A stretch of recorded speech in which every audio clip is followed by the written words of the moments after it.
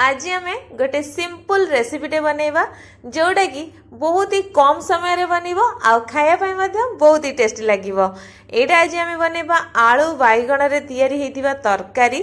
तो से आमको आलू बैगण दरकार। तो ये मुझे कौन कर दीटा बैगण नहीं जाती छोट छोट पीस रे काटी नहीं जमती भाव में बैगण को मुझे काटिली सेमती गोटे बड़ आलू को सही साइज रो छोट छोट करके पानी पकई रखी जहाँफल कि सेटा कला पड़बनी।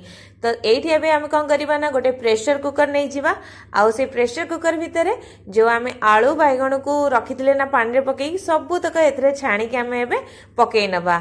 बस आलू बैगण पकई सारा पर कौन करवा ना ये मुझे गोटे गिना बुट डाली जोटा कि मु 2 घंटा आगु बतुरे रखी बहुत ही बढ़िया भाव में देखते ये फुली जाइए।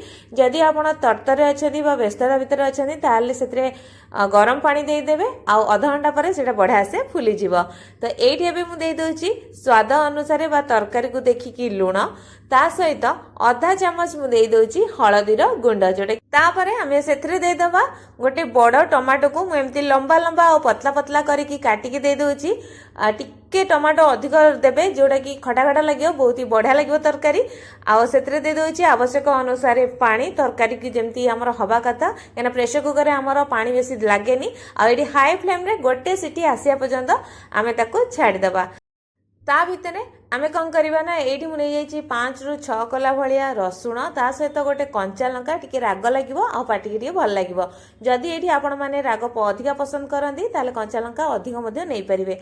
तो एबे आमे कौन करवा ना आपको भल भाव में छेचिदबा आउ एबे याकू साइड करनवा। ता भितर ये देखंतु गोटे प्रेशर कुकर में आमर गोटे सीटी हाई सीटी आसी जाइए। तो ये देखो बुट डालटा पूरा गोटा गोटा अच्छी किंतु बैगणटा पूरा सीझी जाइए सांगे आलू अधा आमर सीझी। तो ये आम कौन करवा ना आपको साइड रे रखी नवा। चलतु एबे तरकारी प्रिपरेशन बनवा। तो ये कड़े गरम करदे आ कड़े गरम है से मुझे देदेछि छोट चामच 4 चामच भाया रिफाइन तेल आउ ये नहीं जाइए अधा चामच सोरिष गोटे चामच जीरा आ गोटे सुखिला लंका आउ ए सब को छाड़ीदे भल भाव में फुटियापाई। ए सब भल भाव में फुटीगला से आम देदबा गोटे बड़ साइज रो पियाज जोटा कि लंबा लंबा और पतला पतला करके मुझे नहीं। तो ये देदबा आउ याकू हमको माने किछि सेकेंड बा हल्का नरम हैला पर्यंत पियाज को भाजी नवा। तो ए स्टेज रे मु देई दोछि जो तेजपत्र को रखी ना ये दे दोछि तेजपत्र आगुआ देले कौन हम ना तेल पकाली। तो तेजपत्र गोटे अलग बास्ना थाए जोटा कि तरकारी आसीगले से भल लगे। तो तड़का बनला बेले तेजपत्रटा देवेनि टी पियाज पकई सारा पर निश्चय भाव देवे। तो ये देखंतु आमर पियाजटा हल्का नरम हो गलानी। तो यही स्टेज हम जो रसुण आ कंचा लंका को छेची ना ये देदबा आपको किछि सेकेंड पाई आमे भाजी नवा जमती कि रसुणर गंधटा टिके बाहरी जीव। आउ ये देखंतु ए सब ए बढ़िया भाव में आमर भाजी हो गलानी। आउ ये आमे देदबा पाखापाखि मु एठी 1.5 चामच भाया बेसन दे दोछि। थरे एमती बेसन देके तरकारी को बनातु देखिए बहुत ही बढ़िया टेस्ट आसीबो आउ बहुत ही बढ़िया आमर टेक्सचर मध्य आसीबो। आ बेसन पकई सारा पर आमर गैस रो फ्लेम को आपण माने कम करने आ याकू पाखापाखि 1 मिनिट पर्यंत भाजी नेबे जेमती कि आम जो बेसन रो कंचा बास्नाटा ये बाहरी जीव। तो ये देखंतु बेसनटा आमर पूरा बढ़िया से भाजी हो गलानी। तो ये स्टेज रे किछि गुंड मसला जेमिति कि आधा चामच मु एठी दे दोछि काश्मीरी लंका गुंड जोटा कि बहुत ही बढ़िया कलर आनिबो किंतु राग लागबनी। आउ एतरे दे दोछि किछि भृषंग पत्र को बहुत ही बढ़िया बास्ना आनिबो ए तरकारी रे।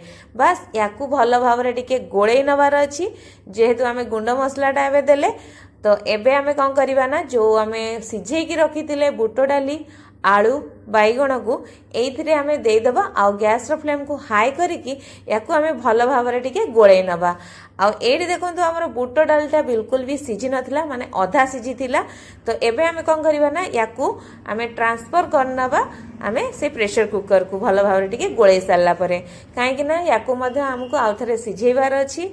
आ कहीं खाली रे सिझेले कौन हम ना बैगणटा पूरा माने पणा हो जिवो बस बढ़िया से सीझी जीवो जोटा कि एते भल लागबनी। तो प्रेशर कुकर दे सारा पर मु अल्प किछि गरम पानी आउ टिके दे दोछि जेमति कि डाली हमर बढ़िया से सीझी जीवो और आलू मध्य जो अधा अच्छी सीझी जीवो। तापर आमे सेथरे दे देबा आधा चामच भाया गरम मसला आउ ताकू बंद करिके आउ थरे आमे हाई फ्लेम रे आउ 2टा सीटी आसिया पर्यंत छाड़ीदबा।